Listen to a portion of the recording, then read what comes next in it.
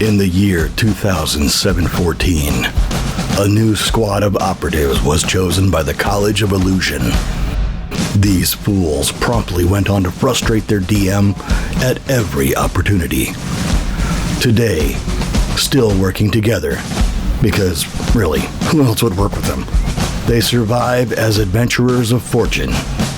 If you have a problem, if no one else can help, and if you can find them, maybe you can hire the Second Breakfast Club. Tony Kinney as Eddie Falzone.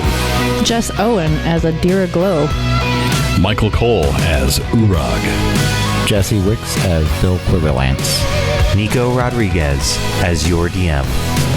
Welcome back to the continuing tales of A Fool's Quest. After defeating the Loch Ness Monster, your clique returned to Dean Smelting to tell him the news. And he congratulates you on the successful mission. Not even like really a first... That's what the noise he makes. That was just thieves' camp.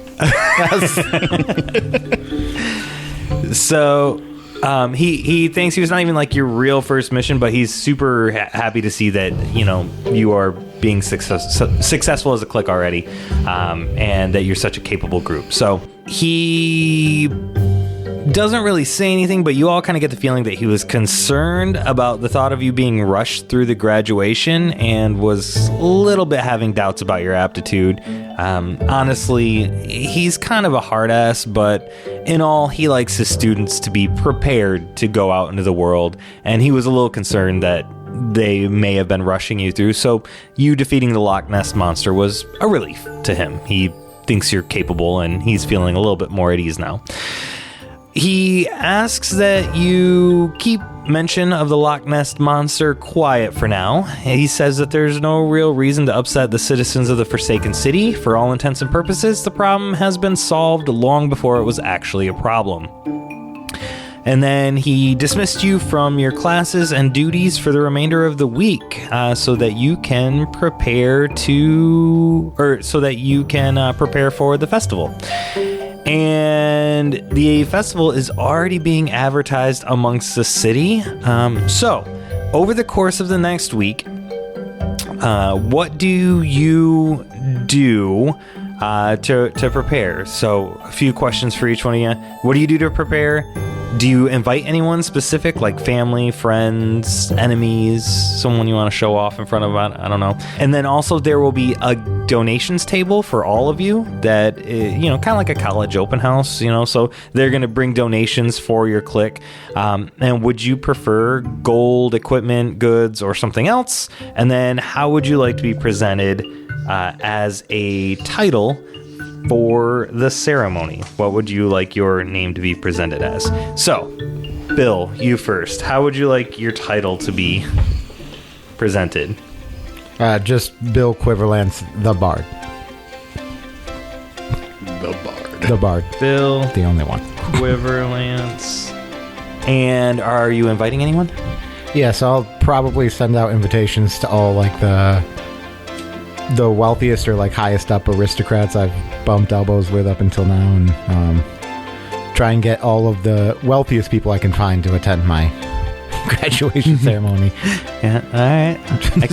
That makes sense.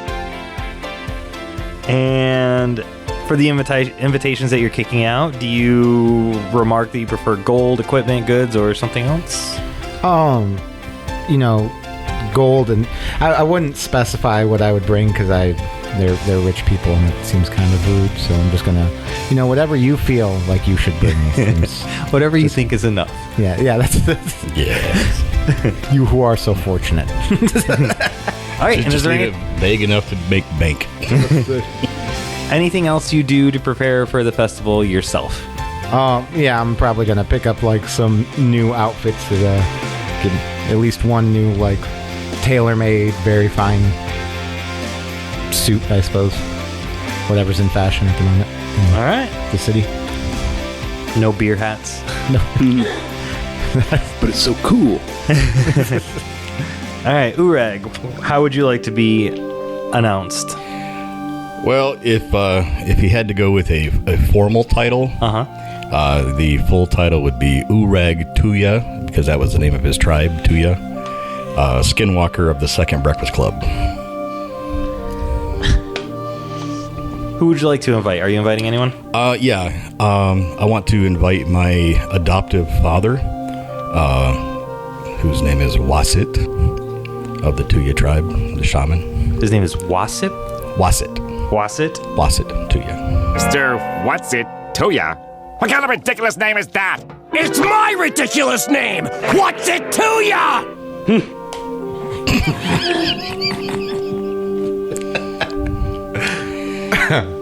So Something stuck in your throat there? Yep. Yeah, cause no doubt he'll be proud of how my skills have grown and all the good things that have come along with sending me to the school here. Yeah, for sure. And hopefully he'll mention something to my Fae forefathers if he has any contact with them, so that they could also look favorably upon me. Yeah, okay. Yep. Do you have a preference on donations? Uorag doesn't really have, a big desire for, gold and glitter and that kind of thing. And he already has his sustained by nature, so he has his needs met as far as that goes. But he doesn't want to be rude, so he'll gladly accept and appreciate anything that they present to him. Okay. Antler polish. Yes. And A raincoat. what do you do to prepare for the festival? A fur comb. Actually, I want to perform a cleansing ceremony to appease any spirits that we've annoyed by our activities in the last couple of weeks for myself and the rest of the clique. Okay. So that consists of a bunch of necklaces of braided sweetgrass mixed with sage, juniper, and cedar leaves. And I explained that the grass is a cleansing and healing plant, and braided like this, it represents strength and resilience for our group, our family, our school, and our community. And also the connection with the land of Euphrates. And I ask each one of them to wear that from dawn until dusk, and ask the spirits for continued strength and guidance. And then the braids will be placed at cardinal points in the dorm room and lit with fire so that the smoke can cleanse the air around us and carry our prayers to the four winds. Wow.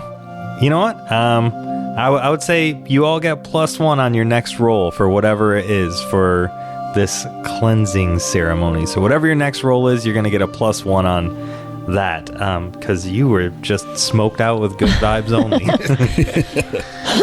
Hell yeah. All right, Adira, you're up next. How would you like to be introduced? Just Adira Glow, the Terrifying. Just. Nothing fancy. They should have to scream when they say it. All right, and is there anyone specific you'd like to invite? Just Bob and Linda, my parents. My brothers, Jean, Tina, and Louise. They're going to be passing through to connect with other nomad territory or other nomads traveling south, so they'll stop by. God damn it. And is there anything specific you'd like Peanut butter. for donations? For donations, no, not really. Just gold. Okay. I guess nomads don't really need much of anything. All right, and what do you do to prepare for the ceremony? I'll mostly be doing a lot of battle training. Okay. She's going to be really anxious because her brothers are going to be coming to town and harassing her for however long that they're going to be around, so she's got to be prepared for that. Yeah, that tracks. All right, and then old Eddie. Eddie, how would you like to be introduced? As Eddie Falzone, mage. I'm not going to invite everyone because my family was murdered by orphans. Wait, what? But to prepare, I'm going to do laundry. Good idea. Take a bath. Let's Sounds not get ahead of ourselves. And donations? Equipment, I think. Equipment? All right. I imagine that when Eddie does laundry, once it's done, he puts rocks on it to make sure it gets wrinkled back up before he wears it. Just wads it up and throws it in the drawer. It's all stone washed.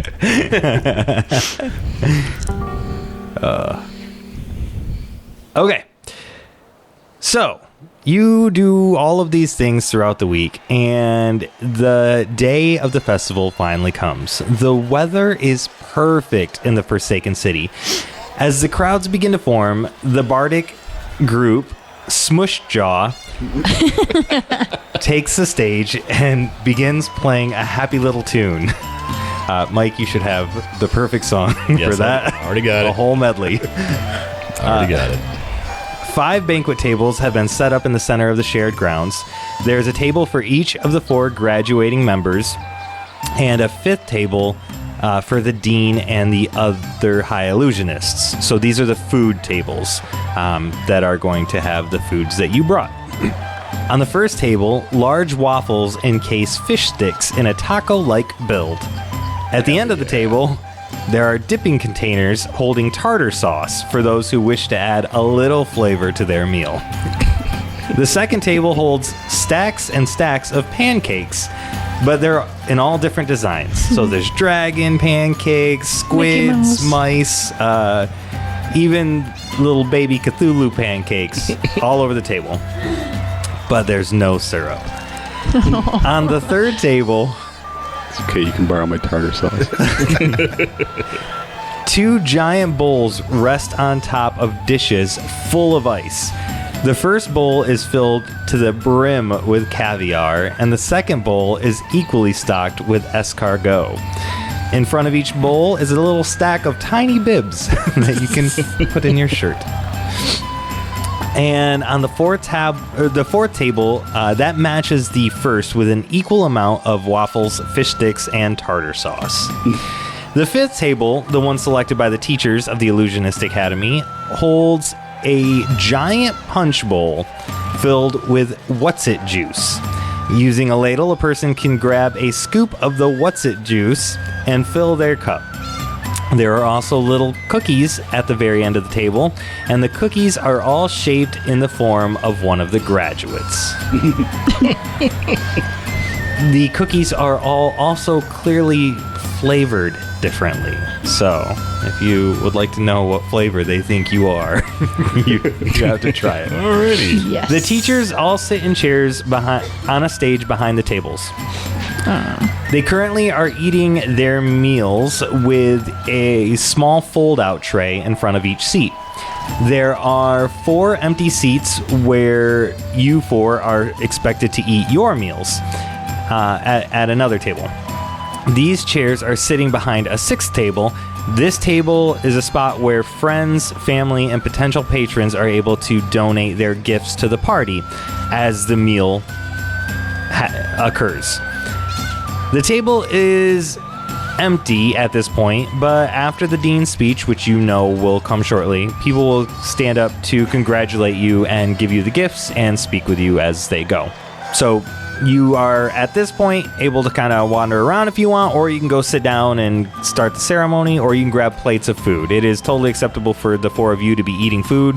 You guys get first dibs after the teachers, and so the teachers already have their food. You get yours next, or you can pass, and then the dean will make a speech, and then everyone will start getting food and giving gifts and congratulating you. I'm going to go get fish sticks and waffles. I'm going to give that What's-It juice a sniff. Does it seem alcoholic? No, it doesn't. All right, I'm just going to pull my flask out and get myself a cup and just, pour some in there. All right. Cool.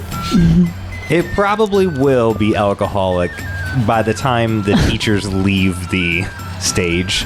Someone will spike the punch. Hell yeah.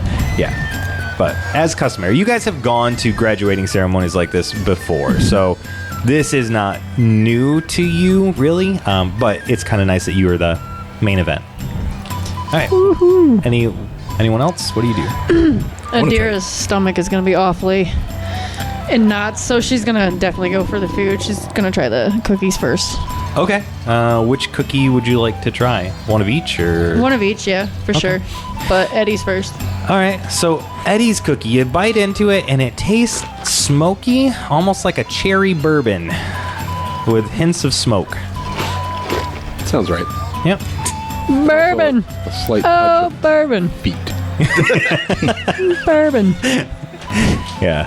You can't taste it, but there's a smell, like an odor, to the cookies. It's a mesquite cookie. Yeah. It's pretty good. Yeah. I like that one. Any other? And then I'm gonna try Bill and Uorag's at the same time. Okay. So you smash 2 cookies into your mouth, and you're gonna guess that well, the flavors that you get smushed in your mouth, one is of a very strong mushroom, and the other is like a sugar cookie with sprinkles on it. Now you could see the sprinkles. That one is definitely there. But the one with sprinkles is the Bill cookie. So it's like a sugar cookie with sprinkles, and then Uorag's is mushrooms. It's kind of chewy. Nice. Yeah, kind of chewy. Like there are mushroom chunks in it. Oh, wow. And then obviously mine is last. Yep, and yours is kind of like a hard cookie, like almost like a biscuit, or what are Hardtack. those? Huh? Hardtack. Yeah, well, Civil War. a biscotti is what I was trying to think of. It's like a cinnamon biscotti, so it's very cinnamony, but it's kind of hard to crunch through too. Maybe you could Burnt a little. on the bottom. Yeah. Along the edges. Perfect. Delicious. Nobody eat these. These are terrible. I shove them all in my pockets. Did Uorag's shaman adoptive father show up? Yes, yeah. His adoptive father did show up. What's it to you?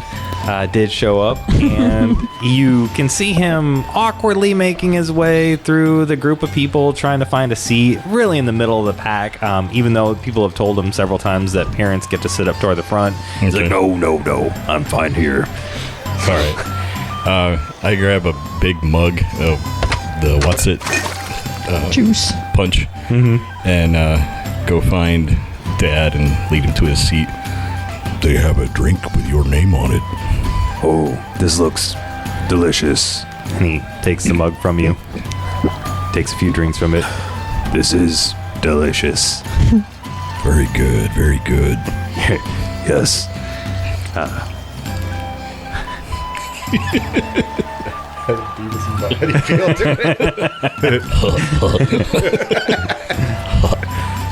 Drink some more beers.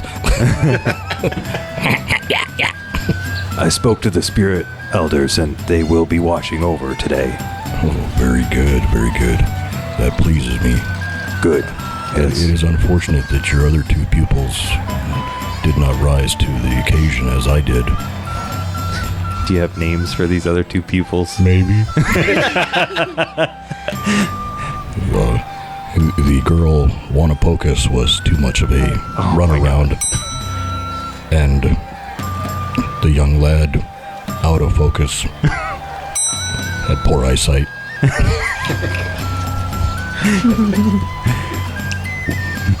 I count your success as a success for all of us.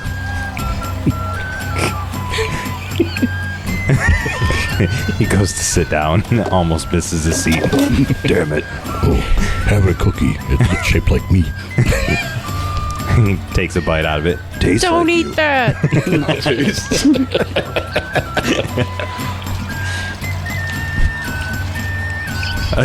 All right, moving along. Bill, what are you doing? I'm getting my fancy plate from my fancy one and some of the juice, and then I'm walking around and rubbing elbows with all the wealthy people that came to see me. Yeah. Yes. They're all talking like this as you walk by. Oh, fantastic job, Bill. Fantastic Twisting their job. mustache. Fancy meeting you here. Very well done. Yes. Is that fur? Backhandedly complimenting everything. Is that felt? Oh, it is now. Oh, yeah. What's your outfit look like? What's the outfit look like? I'm sure it's just Emperor's new Are there clothes. colors to the Illusion Nation? Kind of their color is white because they use illusions to make it anything else. Yeah, I'll Weird. do that. I'll have it be like a white jacket, but then kind of have it like would it be possible to have it like enchanted in some way so that it like just flickers colors throughout? Yeah. So I'll just have that something showing off the illusion colors, and then just like nice, white and whatever, silver, I guess. Yeah, it's kind of like in the Hunger Games too. So when you spin, do a little ballerina spin, it like flares out and colors change everywhere, like Katniss's dress did. So it does the same thing. Only it's like different rainbowy colors instead of fire. It's just It looks like you threw one of those. He's little the boy packets of into colors. a campfire. yeah. Ooh. Kind of smells like chemicals. Okay, so you guys all do this stuff. Do you grab your food and go sit down so the ceremony can start? Yeah. All right. I'm gonna ask that Eddie makes me invisible while we're for the dean to talk and everybody to talk before we have to be present on stage to do whatever, because I don't want my brothers to like sneak up on me and do anything stupid. Okay. So you all right. So Eddie turns you invisible before you take a seat to start the ceremony. Perfect. Okay, great. Get a 10 for the roll. And a 10 for the roll. So no one notices. You two are walking, having a quick conversation about this, and then poof, you just Gone. disappear. And the only person that does notice is Dean Smelting, and that's because he was watching, but he doesn't say anything, and he watches you kind of sit down in your chair, and it kind of creak back, and he's like, all right, well, they're all here. Yeah, maybe she's nervous. Yeah. I'm a little shy. Not the first student to go invisible for their graduation ceremony. We'll be right back after these messages. Microphones and Monsters is a Cthulhu D&D actual play with a balance of horror, mystery, and comedy. Our story begins in a 1920s Magitech noir setting. We follow the story of Alistair. That power is very much something that I need, and I don't want that to stop. Victor. I don't think I want to help you. And Julian. It's burning. What happened here can't see the light of day. As they come face to face with eldritch horrors. I don't think you could ever stop me. And try not to fall into madness. Go to microphonesandmonsters.com or listen wherever podcasts are found. And now let's get back to the fun.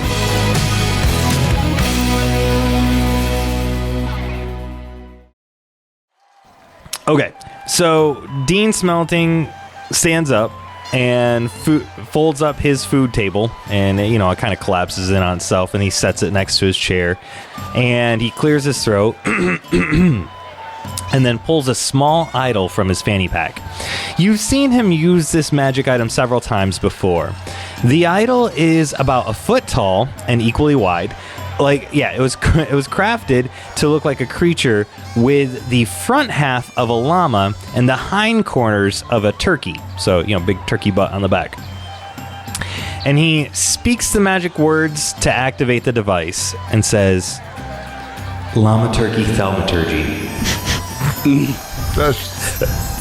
The magic idol then begins to project his voice for all to hear, giving it just a small ring of feedback before he begins.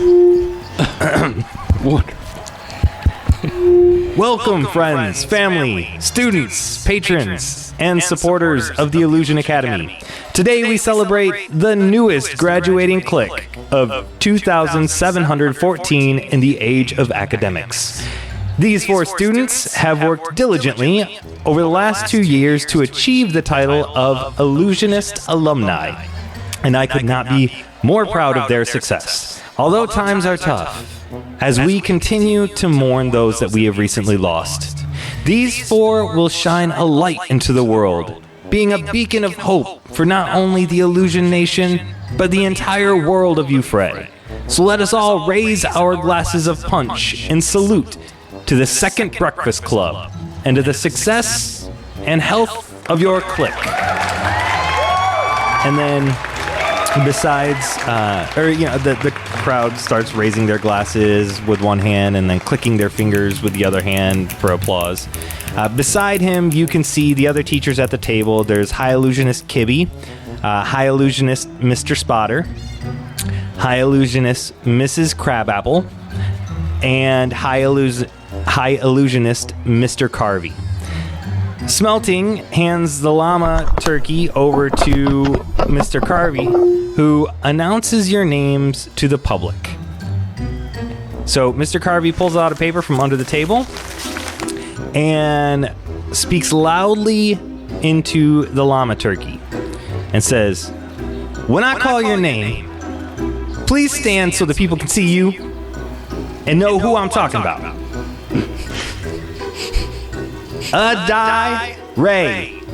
Adira Glow, the terrifying. Adira, are you here, Adira?" I'm gonna just elbow her a little bit in the chair if she's there. Has anyone seen Adira? Not. It's Adira. Oh. Adira Glow. That's not what it says here on this paper. Exactly. All right. Well, sit down. All right. Next. And then I'm tackled by Tina. Just flies off the stage. I found her! I knew it was gonna happen. Damn you! Cookies everywhere. Crumbs. All right. Next, there's Bile Liam Quiverlance. I'm gonna stand up. I'm The Bard. I'm the bard. I'm not. Bile Liam No. Quiverlance. Still no. It's okay. It's okay. Yes, that's me. That's you. Sure. That's what. All right. Weird. It's okay. We can't all be great at reading. Strange name, Bile. Sit down. Let me see here. Adjust his glasses on his face.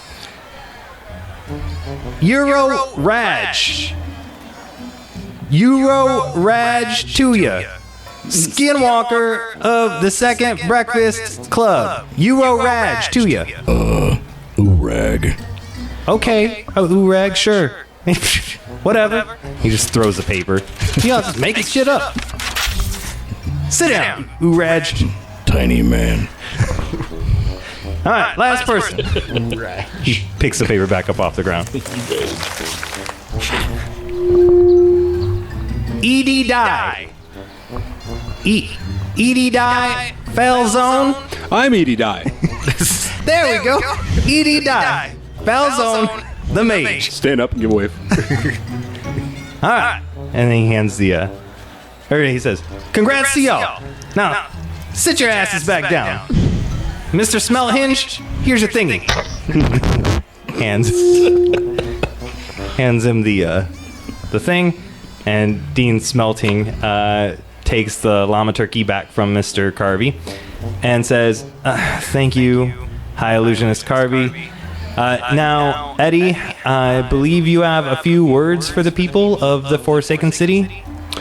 Yeah. I'm gonna get up and take the llama turkey and rustle around my paper that I pull out of my pocket of my good robe.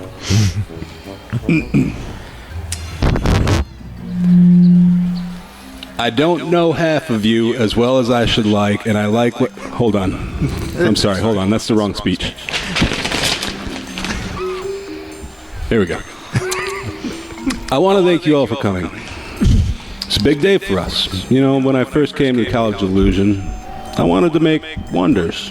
Beautiful, terrible wonders to make everyone notice, make everyone stand up and say, "Ooh." That's not what I learned here. Here, I learned to see the wonder and the beauty that are already in the world.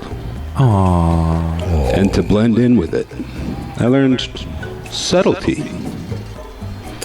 Illusion magic can be grand, certainly, and beautiful and wondrous, but the college isn't here to teach us that. It's It's here to teach us how to go unnoticed, how to nudge things the right way, how to accomplish goals with no one the wiser, to misdirect, conceal, disguise. And that's what we've learned here. We couldn't have gotten here at this ceremony without the knowledge and the skills that are passed on by the faculty and even by our peers. I'm going to gesture, at the faculty. And are the other cliques there? Yep, they're there. Yeah, I'm gesture at them when I mention peers. So thank you all for coming and for everything you've given and taught. It's helped us along the way. The time here has been too long and too short, and I regret to announce that we'll be leaving now. Then I'm going to turn myself invisible. I'm a Bilbo Baggins it. So the whole crowd gasps. They're like, as you disappear, and then, shit. Wassit, Tuya, starts clapping, like the only one. There's just one person clapping, and everybody's like looking around, and Dean Smelting just shakes his head and closes his eyes and starts rubbing his temples. And he's like, I clap with him, so he's not alone. he's like, I don't know where the llama turkey went. So he just shouts as loud as he can. I've got the llama turkey. I'm going to sit down. I want to know how he pulled that 1 foot by 1 foot llama turkey out of his fanny pack. It's a fanny pack of holding. Yeah. Okay. Eddie sits down and everybody can loudly hear the chair scraping from his hot mic. It's still, the llama turkey's still on. Do you think I surprised him? So he, Hear you, Just Eddie. catching all the small talk because hear me the mic's laughing. still hot. so he just puts his hands around his mouth and shouts out, "You can eat! Everyone, you can eat!" And so From somewhere in the back, you hear Adira yell, "Time to glow!" as she goes into a rage and tackles her brothers into one of the food tables. there's stuff just banging around, All out brawl. glass shattering. She's having fun. Tina grabs one of the fold-up chairs and starts hitting you with it. WWE style. Yeah, WWE style. Yep. You have to watch out for Tina. Yeah. He gets made fun of a lot. I love that you mentioned that how subtle illusion and everything is. As the night before, the week before, didn't we make a giant banner that said "Suck it"? Yeah. It was the day Well, suck before. it, Oh, yeah, Potter, it was a week ago. Yeah. We flash Yeah. forward a week. That's right. It's only been a week and 1 day. Yeah. It's beginning to occur to me it would have been a good idea for us to just keep handfuls of flour on us all the time while we're in the illumination, so we could just throw them at people every time. I'm just going to start keeping a bag of flour. Stop that. You get a fanny pack of holding too, just to have hundreds of pounds of flour in Is that like is that kind of like the old Gagnon close where everybody gets one? Yeah, everybody gets a fanny pack of holding. Excellent. Yes. Chris would be so mad if I just started handing out I was just bags of holding. cuss you. All right, so Hold as many keys as you want. the crowd begins to make their way toward the stage area to get their own food. You see that many people have brought their own plates, and they begin loading up dishes with the seafood, waffles, and pancakes, and what is remaining of the few cookies that are there. Within 3 minutes, somebody dumps a whole jug of something into the punch bowl. Yay. And It's probably Jean. and then several people begin to queue at your table, the gift table. While each of you have your own donation section of the table, it is assumed that all gifts are to benefit the entire clique. So the table is second sectioned breakfast off so you can see which ones are given to you, but it's all one table. It's supposed to be, unity as well as individual people. Or, that's what it signifies. So it will be common for one person to give a gift to one of you, but not to all three of you. It's not considered rude.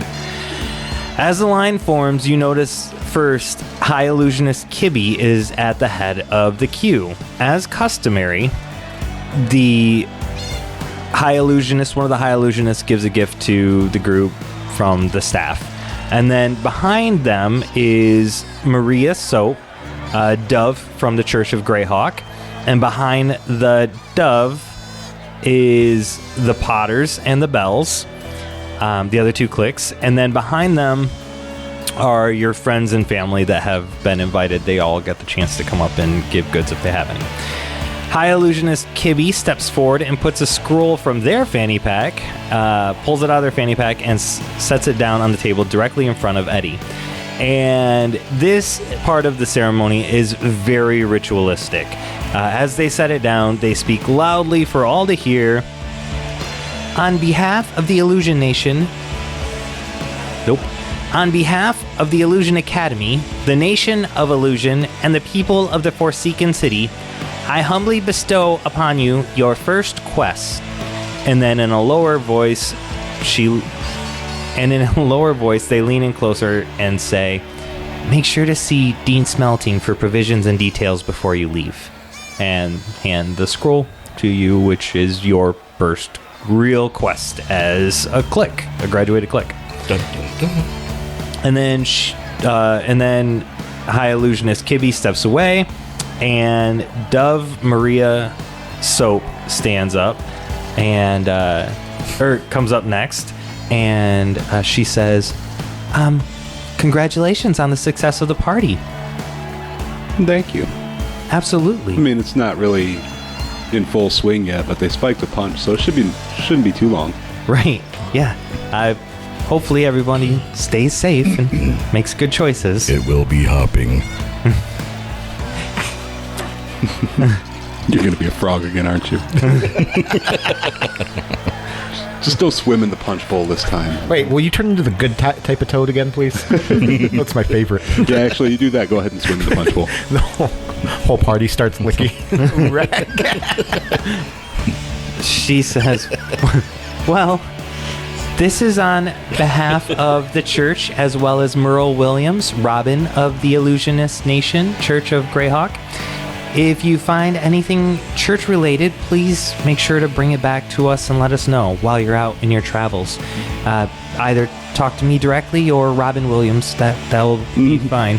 And we'll be able to report that back to the Church of Greyhawk.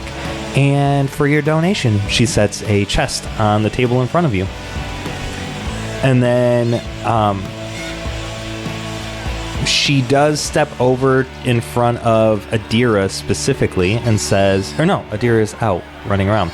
She leaves a letter on the table for Adira, and where Adira would be sitting, as she hears a chair break over his shoulders and, fall down to the ground.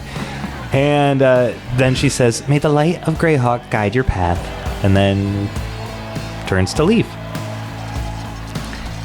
Next up comes the Potters. So Gary, Hermione, and Don all step up next, and Don says, hey, thank you for not stealing stuff from my stash. I've heard about what you guys did in the lake, and I assume you kind of found some stuff down there, so... Was there stuff down there? Oh, well, maybe you didn't notice it. Maybe I just hit it really well. Must have.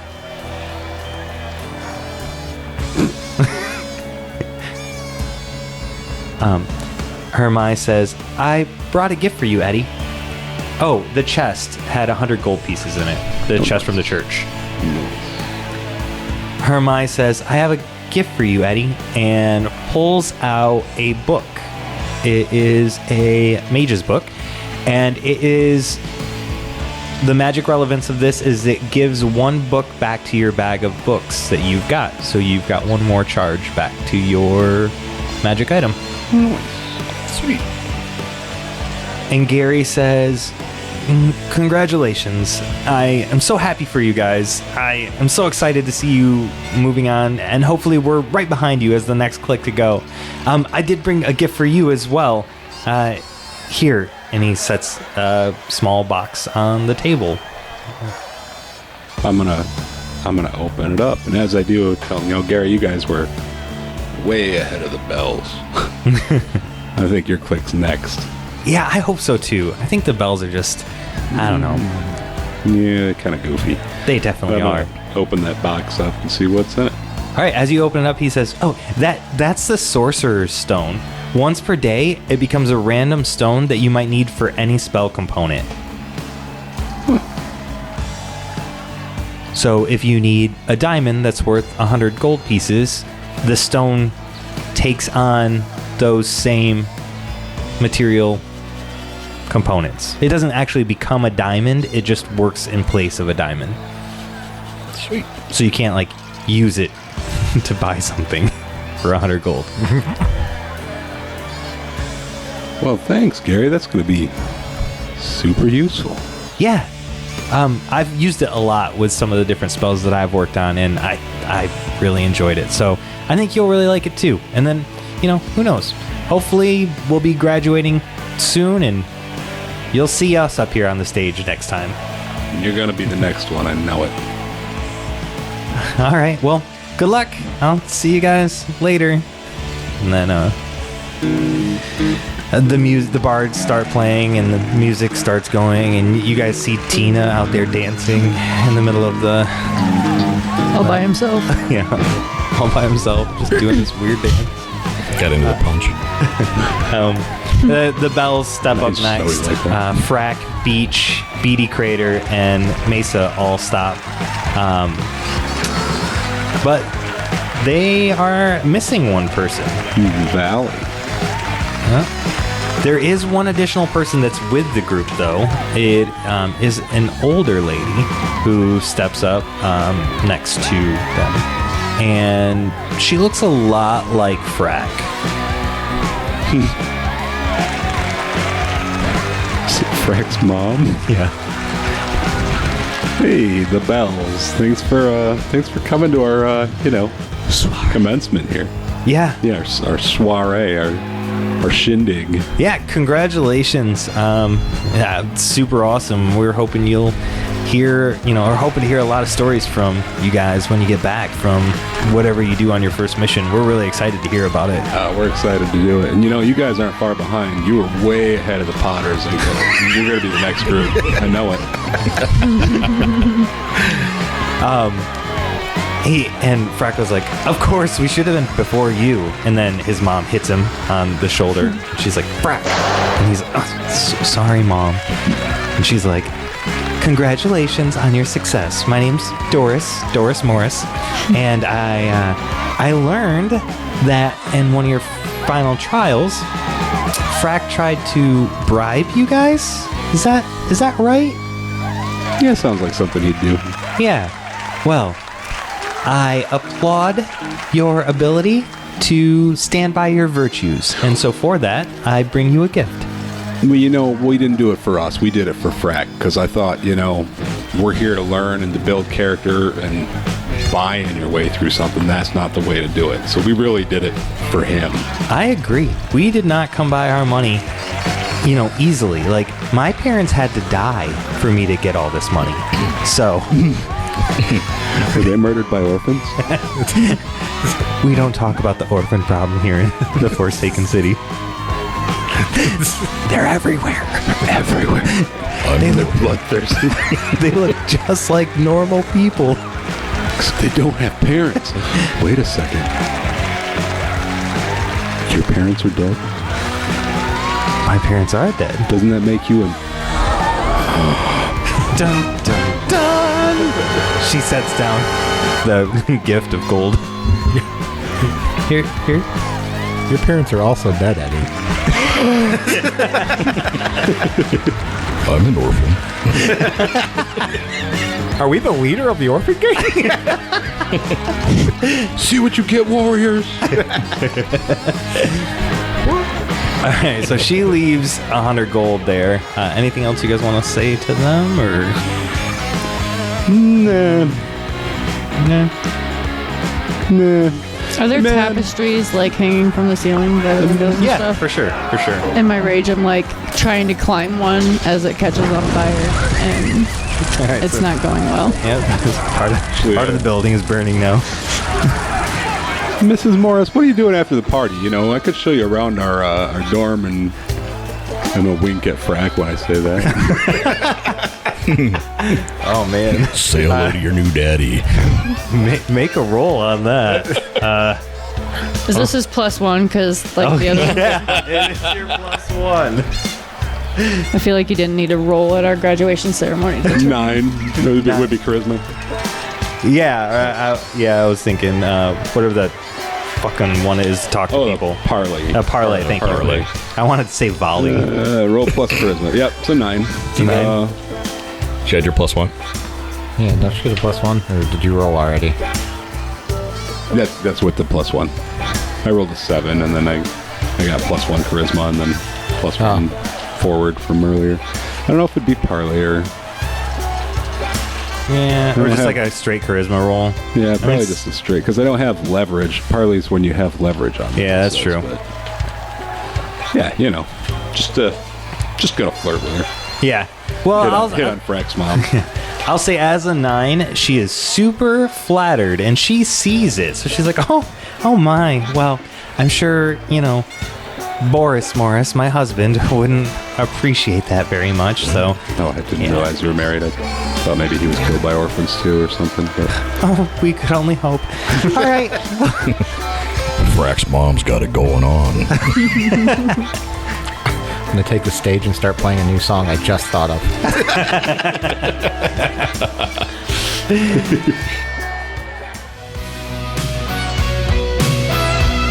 This concludes this episode of A Fool's Quest.